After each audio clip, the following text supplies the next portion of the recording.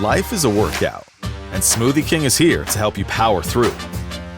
Whether you're grinding out bicep curls, or muscling the couch across the living room, crushing morning miles, or sprinting through back-to-back meetings, Smoothie King has fuel to help you maximize your workouts, own your recovery, and elevate your game. Give your body the energy, protein, and power it needs with a lineup of delicious smoothies made to help you conquer your goals. Only at Smoothie King. Hey everybody, best friend number one, Stephen Pappas here. Just want to let you know a little bit ahead of time. We kind of strayed from the usual format of the episode this week, and we explained a little bit more about that during the episode, but I do want to let anybody know ahead of time if you have triggers. There was discussion of suicide and self-harm during the episode, so if that is something that would be upsetting to you or cause trouble, maybe skip past this one and listen to another funny one until we're back next week with all the jokes. Thanks. Hey, it's your best friend Roseanne, host of California Dreaming, a podcast that brings you true crime tales from the Golden State, and you are listening to Is This Adulting on the Orbital Jigsaw Network.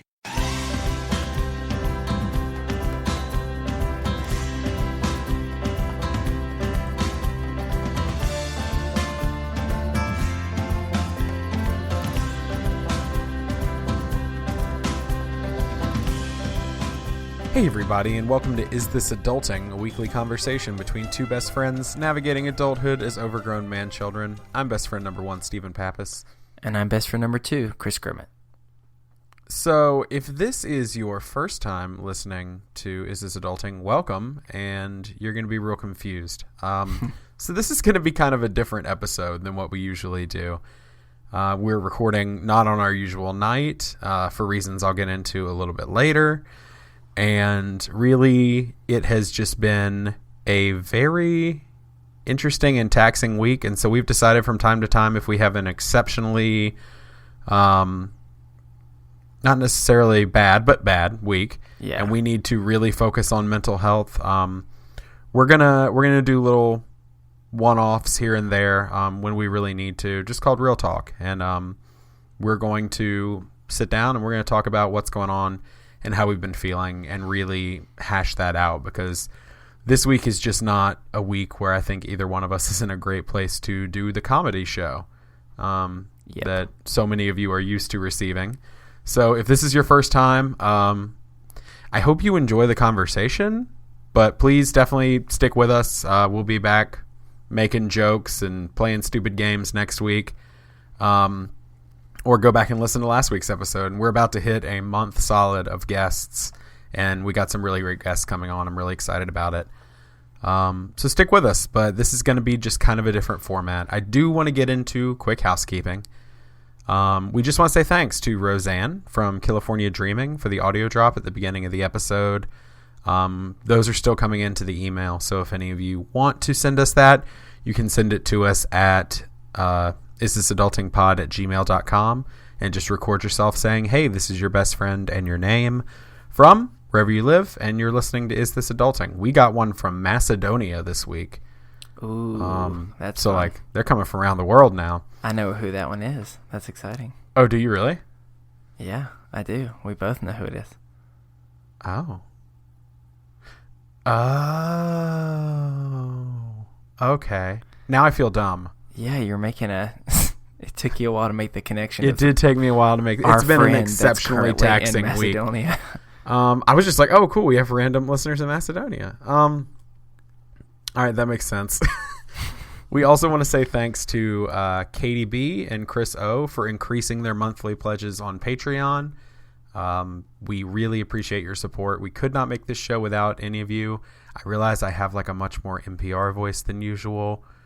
Usually I'm a lot more goofy, but we're just tired, man. We are exhausted, and the night is far from over for both of us, I think. And so, yeah, we're not going to do much editing on this episode. We're just going to have a conversation, but we wanted to say thank you for those things just here at the top of the show, and we're going to kind of move right into it. So usually what we would do for first-time listeners, if you're still with us, we would start the week off like we do every week with a mental health check-in, and I would utter the now infamous line, Chris, how you been this week? But this week, our entire show is going to be one big mental health conversation, because we, at some point, I think we'll address it a little more. But, I mean, we do need to address the fact that we went to DC Podfest. Mm-hmm. And that was, I think, for all purposes, it was good. Yeah. It was a good thing. It was a great weekend. We learned a lot. We met with a lot of people, a lot of cool people that we're going to bring on the show. And we did the live show, and I think that went really well. We got invited to another festival. We'll talk about that on a future episode. But a lot of things went well. But for you and I both, being as introverted as we are and having social anxiety issues, I don't know about you, but that weekend took everything I had out of me by the end of it. I loved it. Yeah. God, it's amazing how tired I was afterwards. Yeah, I still haven't recovered, I feel like. Yeah, me either. And the thing is, I've been eating better, and I should have more energy, but I'm still just trying to sleep off a weekend. And it's not for the normal reasons you would have to sleep off a crazy fun weekend. It's just, I'm just exhausted from kind of so much social interaction, and I enjoyed every minute of it, but it's just taxing a lot of times for people like you and me who maybe don't always handle social situations the best. Mm-hmm. And so, but we did have a good time there. I do want to talk on a future episode about DC Podfest in more detail. Sure. So that we can break it down and y'all can all hear what we did and all the fun things that we have coming down the pipeline. But maybe we can do a Patreon episode about it. Oh, that's true. That's a really good idea. See, this is teamwork in action, y'all. So, yeah, I mean, how you want to do this? Do you want to start? Yeah, I can talk. So I talked with Steven about wanting to change it up this week for a couple reasons. And I think at the heart of why I wanted to do this kind of real talk thing is, so some of the people that listen to us do podcasts themselves. Some are just really enjoy podcasts as well, we do. And the thing with podcasts, or really any type of medium where you're creating something, there's a lot of pressure to just do it perfect, just to do it really well, to have everything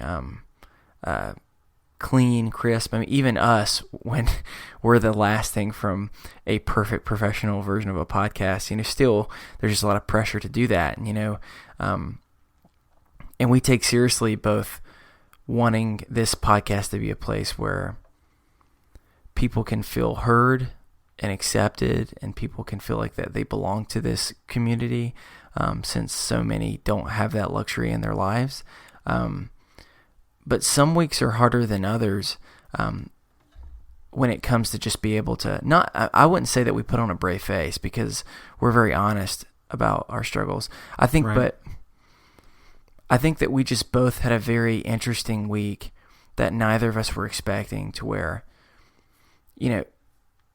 it takes a lot for both of us to not really feel like we want to be goofy, Yeah, for sure. And I mean, let's be honest, it takes a lot if I don't want to play games.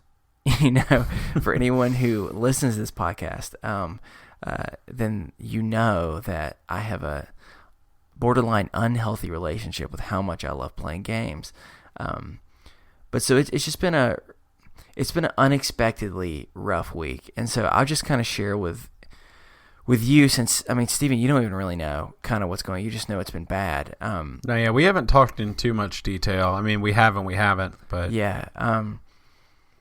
So coming away from this weekend, it was very interesting. I'm in a very cool time. It's hard, but it's a really cool time of self-discovery, where I've been spending a lot of time reading on different types of personalities, and we've talked a little bit about this, and I know that we want to talk more about this at some point, another time, but a really helpful personality tool that I've used for trying to develop compassion for myself is called the Enneagram. It's just one of many different tools out there, and for me, it's just been a beneficial one as I've been learning more about who I am and the good and the bad of what I struggle with. So this week I've been doing a lot of self-discovery, and what I've been realizing is that I don't even know how to word this, honestly. Like, I've been realizing that the person that I've been striving to be might not be the person that I am supposed to be, but this really, really unhealthy expectation of the person I should be. Does that make sense? Like, yeah, no, it does. Like, so this weekend, for instance, I was really excited because I was reminded that I'm passionate about this podcast, and the real reason why I'm so passionate about it, besides being able to hang out and goof around with my friend every week, is I'm excited because in a place where so much of this world feels isolated and so many people have pain and frustration and struggles that they have to feel they have to keep inward, like I have felt, I want to be able to help break that. And I think that we do a good job of that. And I was excited this weekend because I feel like we were able to be validated that other people saw that vision too, and they agreed that that's a worthy cause, and it got me really excited. And then so I came back from this weekend, and almost like, you know, when you have one of those really, really good weekends and you come back home and you don't know how to recover from it, like you kind of wish that you didn't come back, you know? Right. I think people described it for almost like those type of like mountaintop type of things where you have like a really, really great time and you come back down and then you're back in everyday life, you know? Right.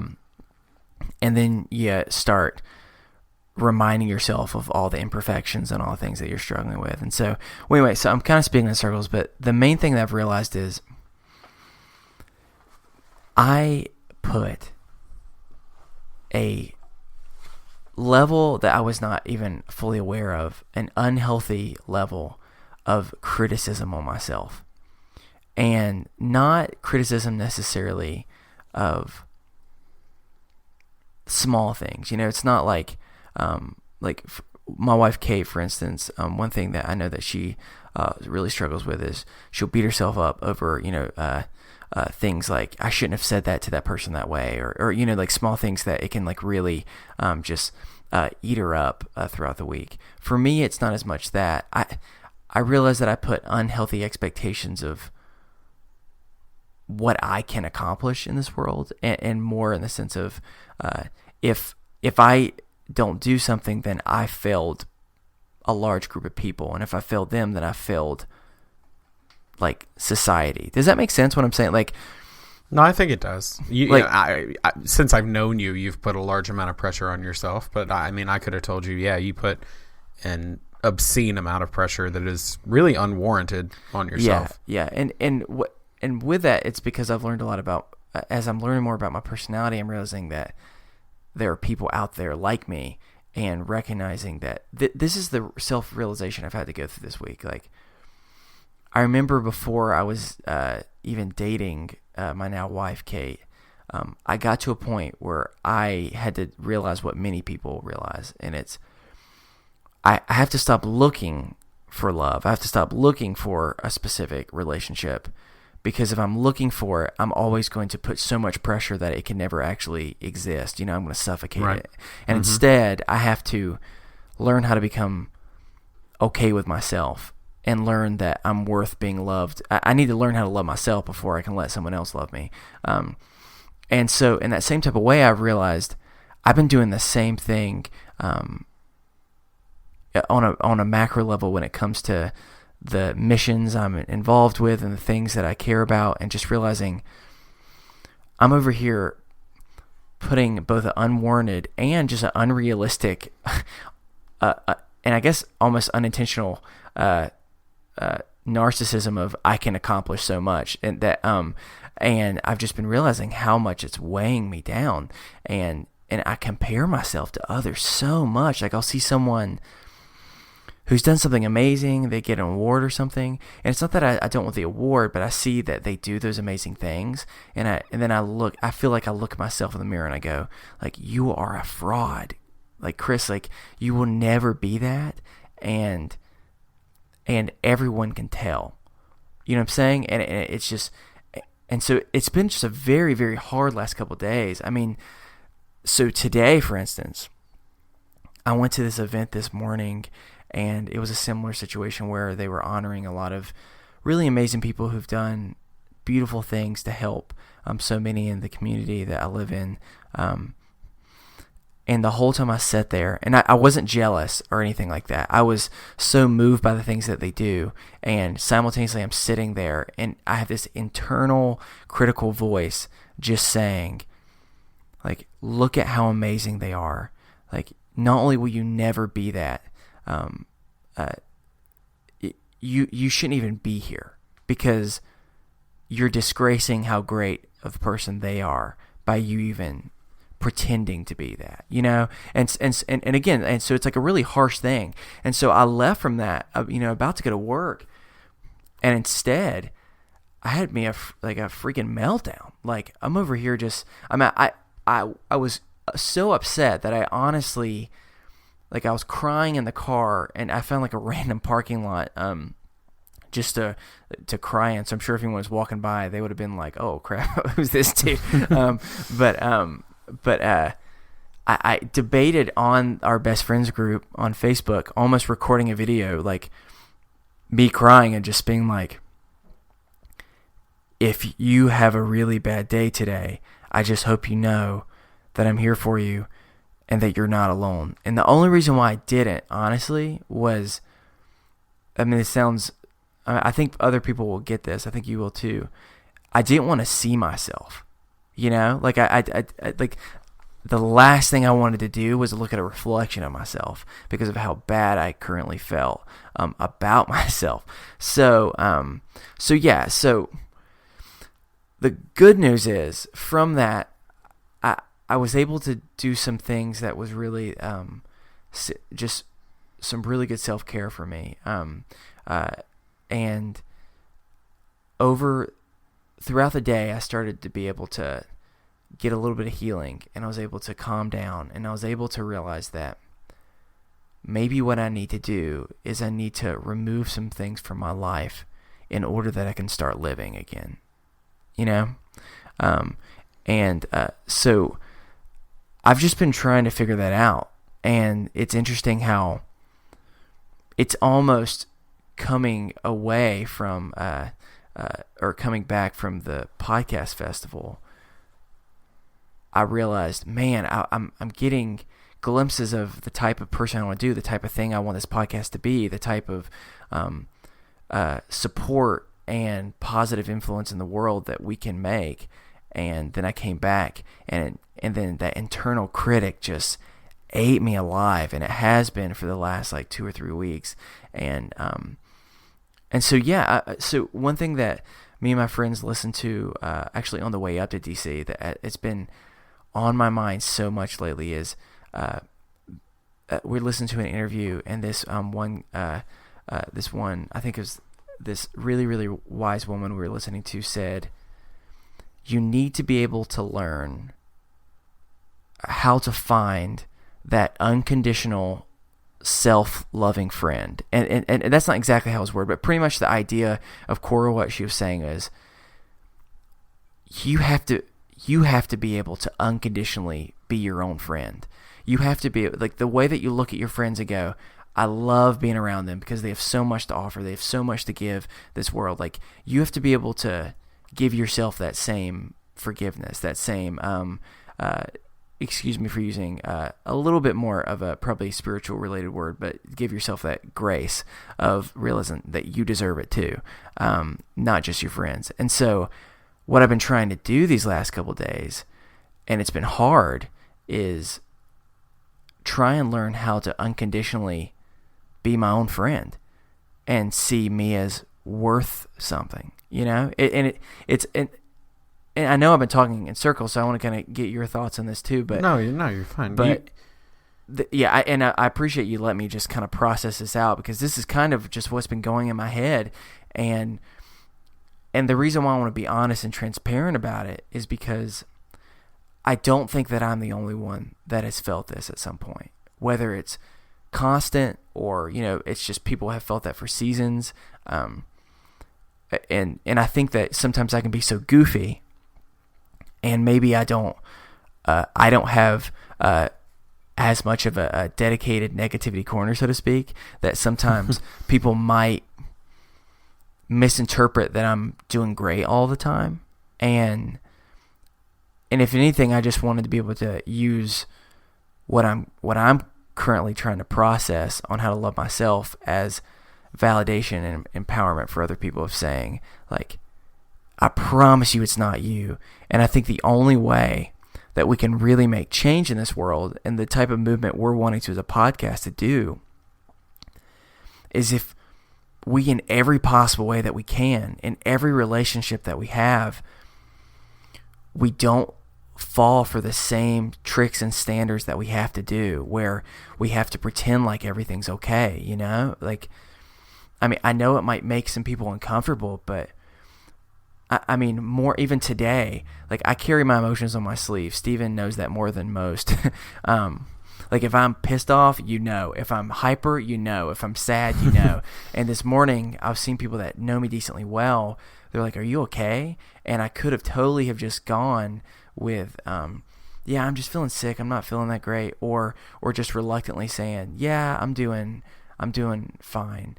But I think I just can't hold up the facade anymore, And it's not that I'm always doing bad. I think, whether it's anxiety, whether it's depression, whether it's grief, whatever it is, it comes in waves, Like, there are moments you're able to be good and things, and you're able to really, like, be functional and working well, and then you just get hit with these random, like, just bits of it, and it just sucks. And so this morning, I just was tired and couldn't do it anymore. And I was just trying to not awkwardly cry in front of them, because, it's one thing to say, "Hey, like, how are you doing?" When most of the time when people ask that question, they only somewhat mean that genuinely, because it's more of like the social thing you're supposed to do. It's one thing to be like, it's already weird enough to throw them off and say, "I'm not doing really well. Could you be thinking about me?" Because most people would be like, "Oh, I'm just being polite. I don't actually know how to process this real emotion." It's another thing for them to say, "Hey, how are you doing?" and then sob right in front of them. Like, that might make them a little bit too uncomfortable. But yeah, so, that's just pretty much word vomit, but that's kind of what this episode is anyway, of just saying, I know I'm going to be in the long run, I'm going to be okay. But I'm just realizing that this is part of the process. And the only way that I'm going to be able to be okay is if I start doing a little bit more self-love. And that means being my own friend. And the same way that with my friends, I'm unconditional with like my love and support for them, I need to start doing that for myself. Because that just isn't happening. I literally try and fight for all of my other friends so that they never feel like hurt or never have to feel like they're alone. And so I spend all my time doing that for them, but refuse to give myself that same fight. I refuse to be my own advocate as well. And I think it's because I just, for some reason, I've given myself this notion that I almost deserve to be punished unless I do enough good in this world, that maybe I deserve a little love myself, And that's not a healthy way of going about it, but it's where I am right now, and I'm trying my best to fight that. So there's my word vomit. I don't know if you even want to process or you just want to go into yours.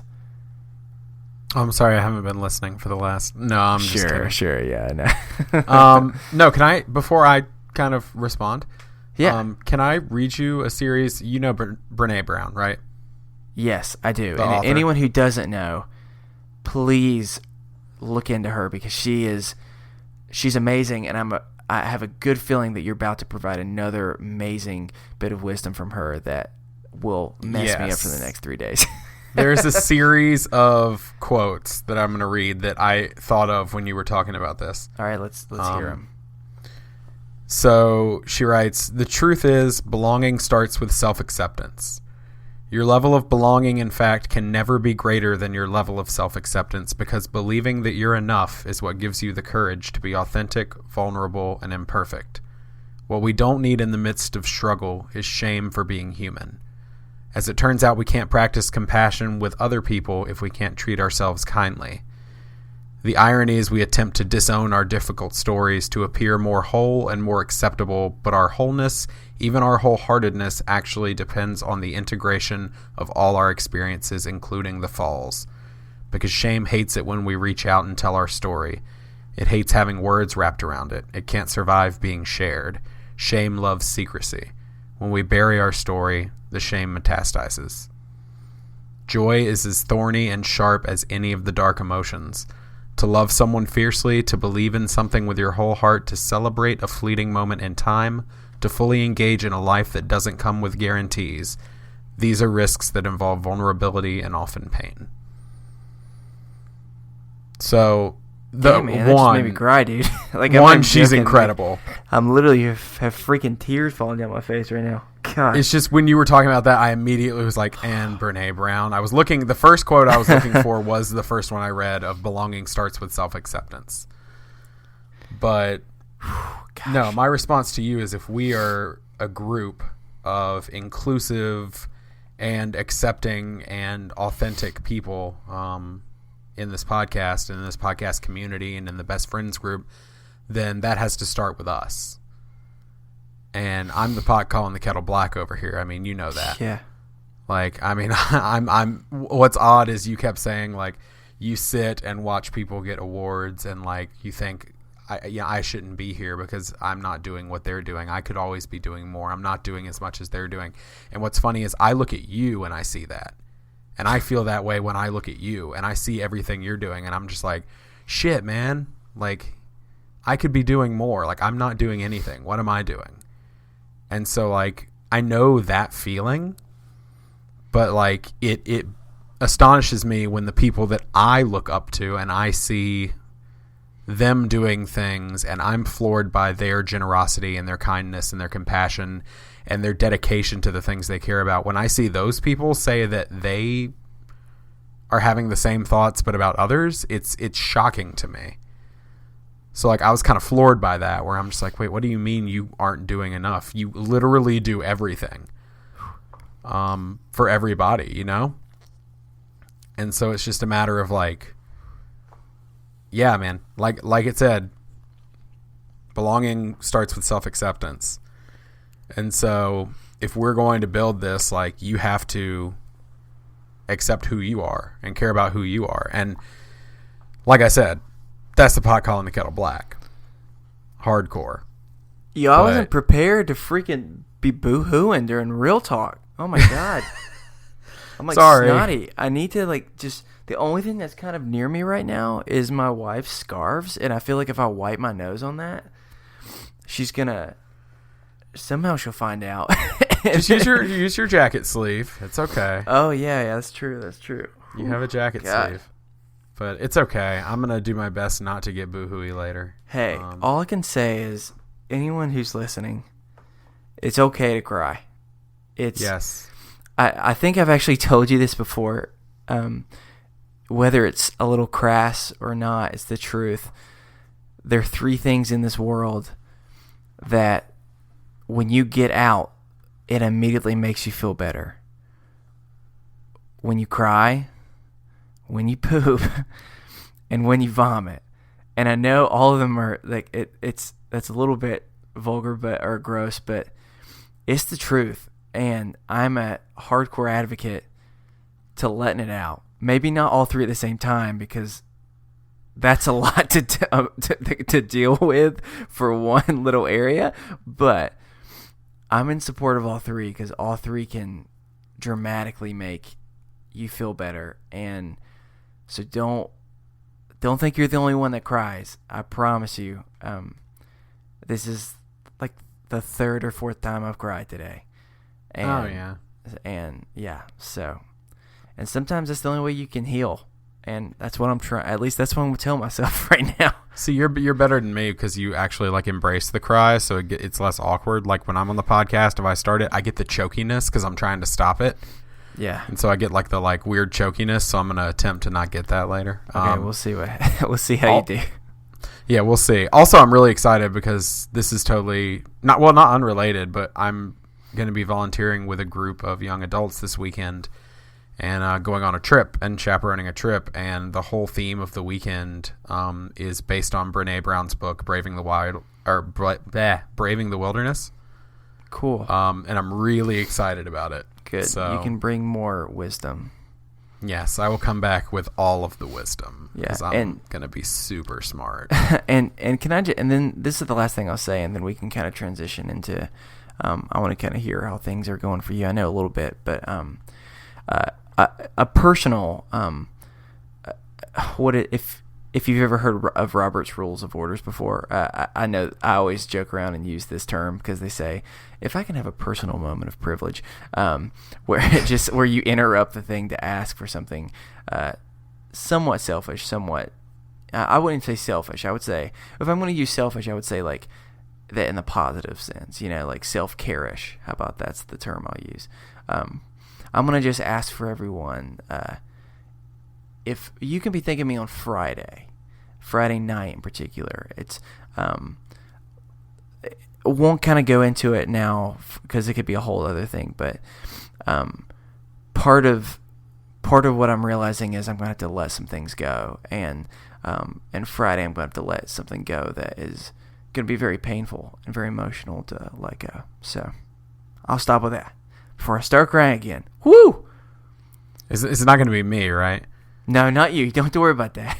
Okay. You don't have to worry about that. It's something that right now I'm just holding on.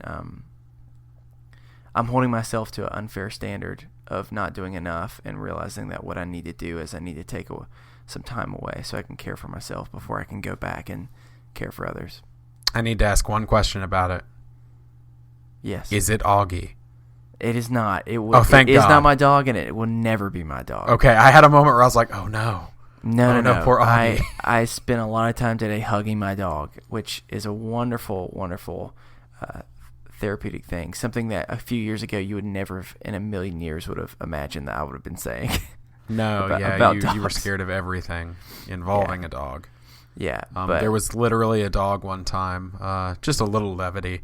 There was literally a dog one time running over to Chris with like its tongue hanging out and its tail wagging, like it was so excited to play with Chris, and he like turned around and thought it was a demon and like ran away. I hid behind you. Yeah, I did. Yeah, and he ran up to me and I started petting him and we were playing, and you were so scared of that dog. It's so funny how much I've changed though, because now like I would shove me out of the way. I would have shoved you out of the way to hug him. So it's amazing what a few years. I mean, hey, that's an example of healing in itself, Like, I used to be scared of dogs because I got attacked by a dog. You know what I'm saying? So, and healing can happen. So, well, let's transition away from my used to be dog phobias and moving into just kind of moving into what's been going on with you. Can we just keep talking about dog phobias? No, you got to talk about it. It's real talk. I do want to say, for anyone who watched the Facebook Live video, one of the highlights of my week, anyone who watched the Facebook Live video on, I guess it was Saturday, when Emily from The Story Behind and I were almost stranded at the Lincoln Memorial because our phones were dying.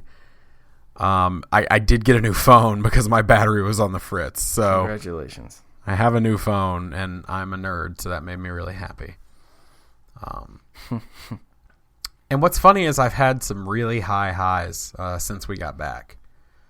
For instance, I posted on the Facebook group late last night, and I don't know if you saw it. I went, though. Mm-hmm. I was lucky enough to go see Leslie Odom Jr., who, for those of you who don't know, played Aaron Burr in the original run of Hamilton on Broadway. And he was here to kick off an event that was supporting the arts, specifically the arts in Charlotte, involving kids. And with my wife being a theater teacher, I care very deeply about that. And so I was lucky enough to go and see him, and it wasn't enough to make me cry because I got to see Leslie Odom Jr., who originated the role, sing Wait For It, or sing The Room Where It Happens, or Dear Theodosia. It wasn't enough of that. It was watching him sing one of my favorite songs from Rent. It was watching him sing a medley of Nat King Cole, which, if you don't know this about me, I don't think you know this about me. Unforgettable by Nat King Cole is one of my favorite songs ever. I also love jazz music. I know that. One of these days we need to talk about our jazz class. Oh my gosh, yeah, we do.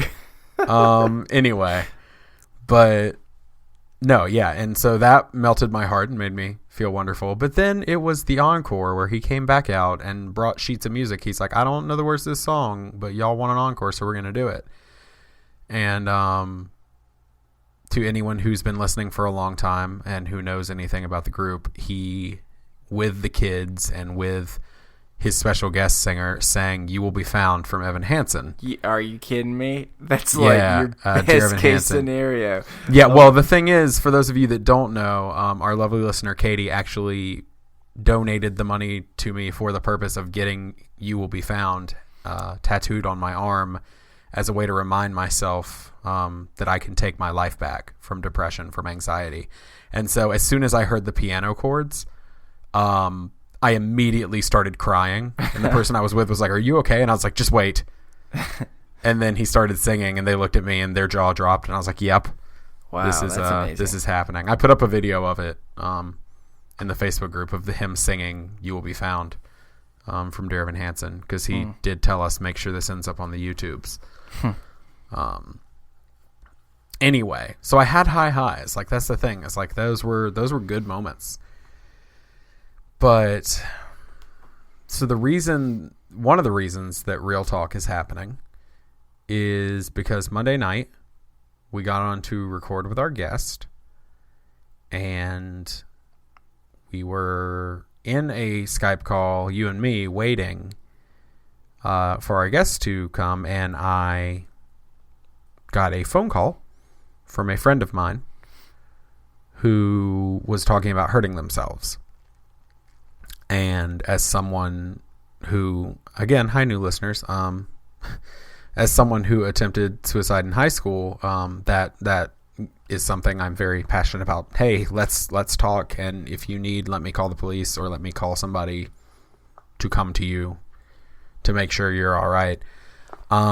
And so I immediately was just like, I have to take this. Let me see, and I'll be right back. And after I think you Skyped with our guest for about 30 minutes before I came back and was just like, I have to talk to this person. Like, I can't get off the phone, so you can record an episode or we'll sort it out. And our guest was awesome and gracious enough, and you were gracious enough to push that off until next week. And so I think it's just a matter of, we are a mental health podcast at our core, as you can tell from episodes like this. And I had to handle a mental health emergency because, I volunteer with a lot of young adults.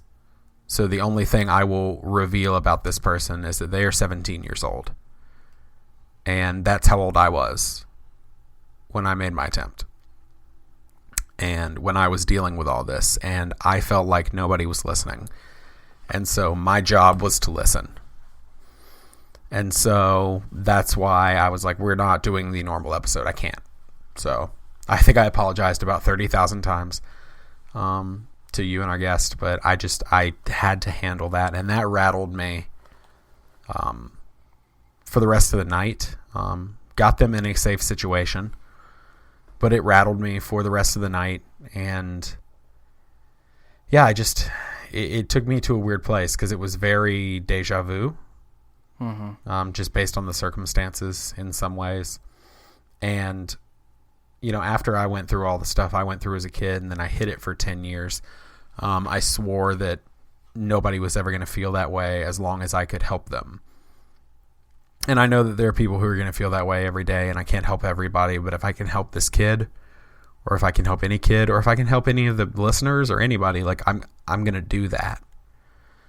And so that's always been who I am. I mean, Chris, you'll probably laugh at this, but you also can 100% offer the fact that this is true. I would pass going to college, or in college, I would pass up going to class so that I could sit down and have coffee with a freshman who didn't have any friends. Mm-hmm. And a lot of times I just didn't go to class because I wanted to watch How I Met Your Mother in our dorm room.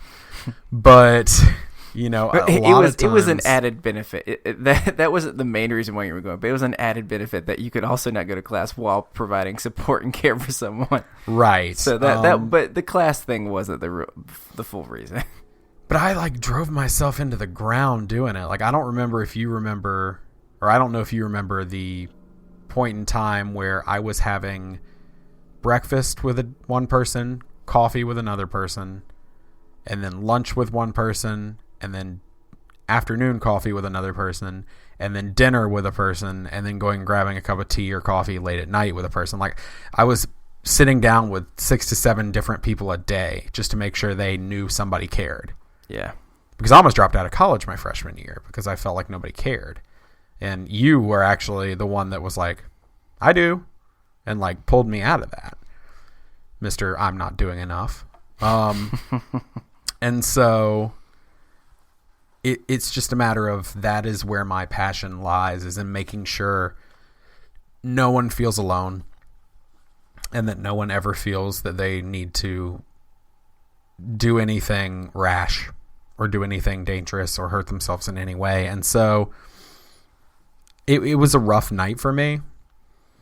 And then the next night I actually spent some time with that person and we talked, and I think that helps situations. Well, today things kind of spiraled again, just because of, again, I'm not sharing details because 1, it's confidential, and 2, this person is a minor. And so it's extra confidential. But it was another situation that was tough, and I had to sort it out. And that is why we are recording literally a few hours before this comes out. And that's why I'm still rattled and I'm still not in the best headspace. I put off all my work today because all I could do was sit and worry and think about this person that I care about, who I consider a friend, but I want to make sure I can be the best resource for, and I feel like I'm failing. I feel like I'm not doing my job, but I'm doing everything I can. Because there is a line that I have to draw because this person is under 18. So there is a line that has to be not crossed as far as what's appropriate, as far as spending time and talking as a volunteer. Mm-hmm. And so it's been tough. And sorting out how to best help and be a resource for me. And it has kept me up at night. And I am not sleeping. I'm just thinking about how I could be a better help and how I feel like I'm not helping. And then there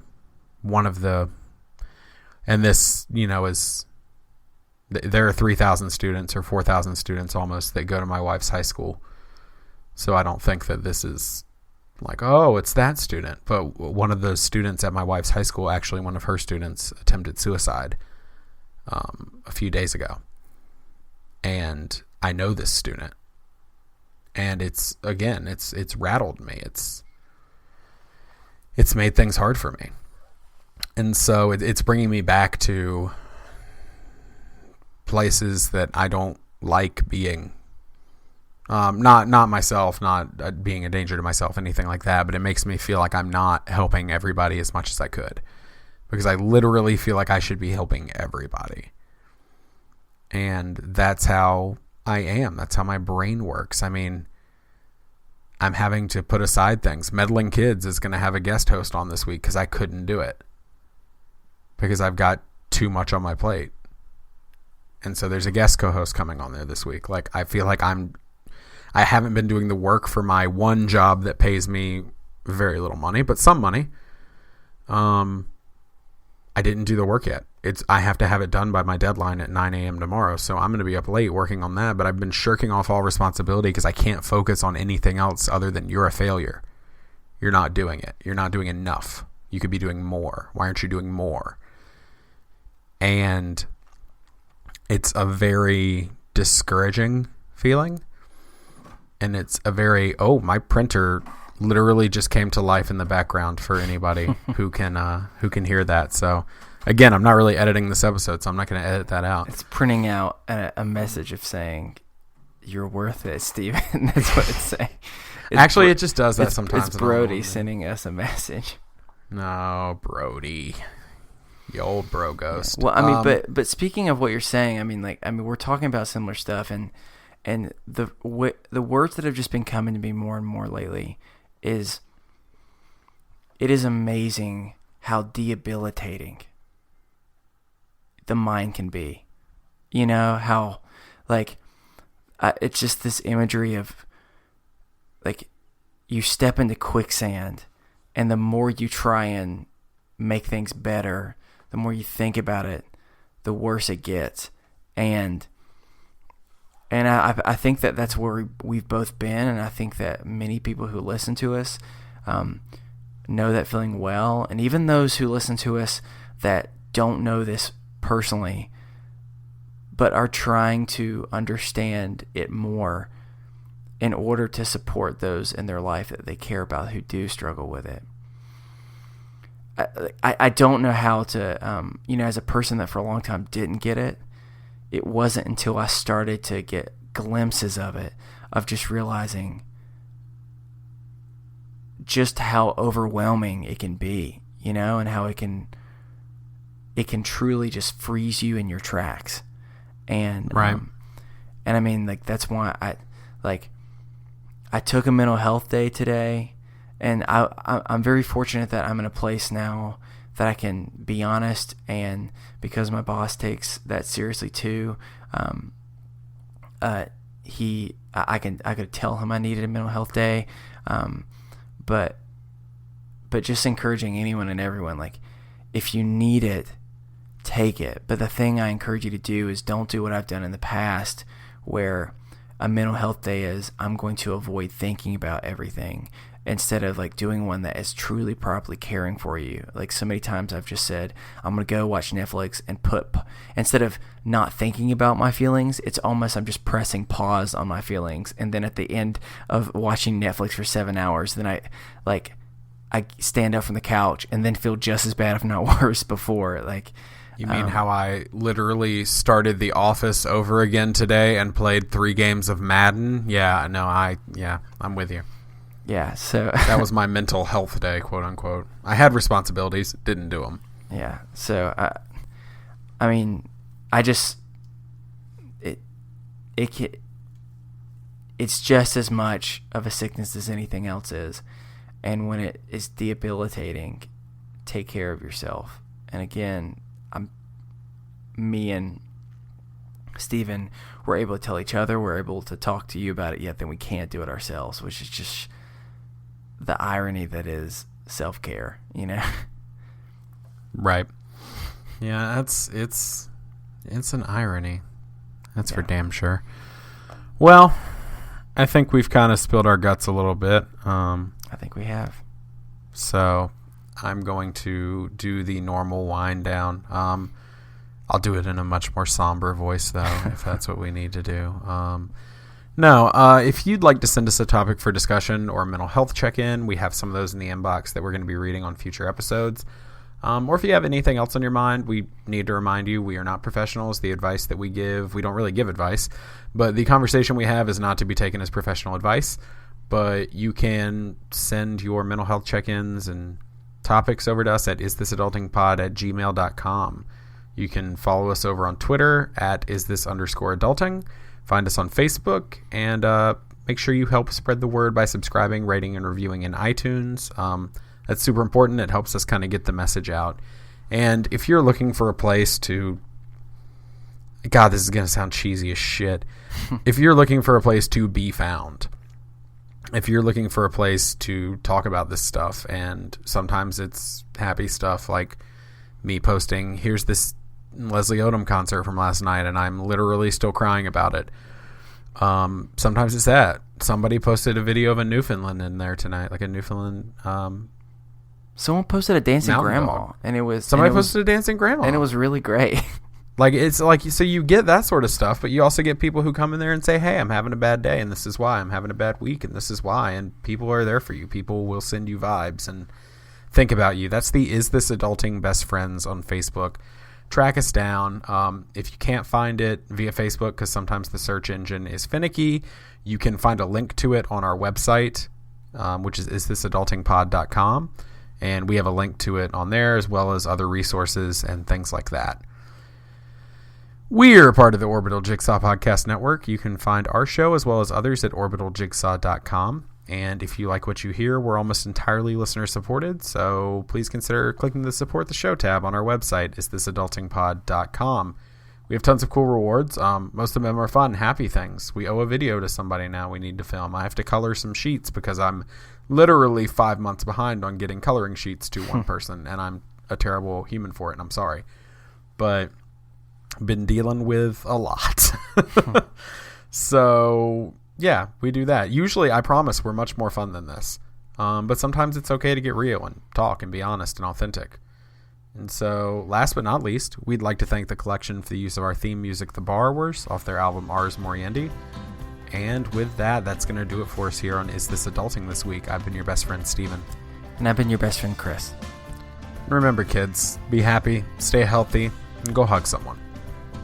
Because you never know, they may be having a really hard day, and your presence could be the change they need. I'm not even going to say anything else to that. I think we leave it at that. Yep. Have a good week, y'all. Thanks for listening. Bye.